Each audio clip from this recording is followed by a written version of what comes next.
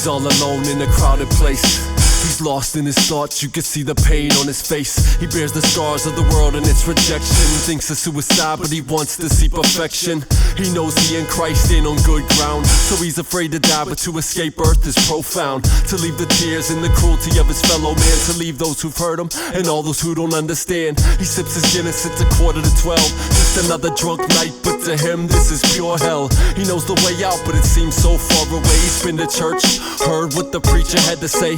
He believes it, that makes the situation worse. He runs from God and feels he's under his curse. Thinks to himself, my well of sanity is run dry. This could all be fixed, but he don't want to go to Nineveh.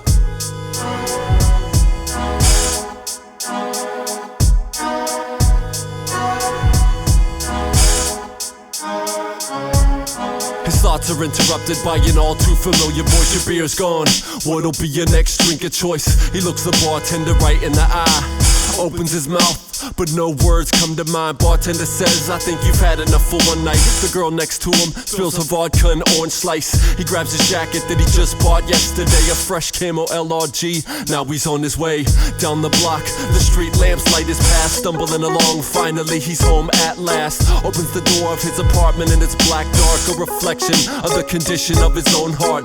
He flips the light switch just down the hall. The apartment's trashed, with fist holes through the walls. No food inside, just ashes and some stale blunts. Feels death's right behind him, this isn't what he wants.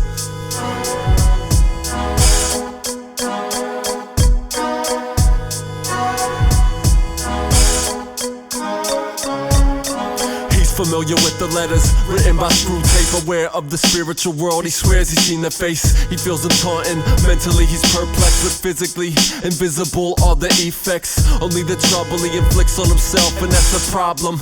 He won't turn over himself to the care of a loving God who says come, buy, eat and drink, and the cost is none. Why strive for what doesn't satisfy?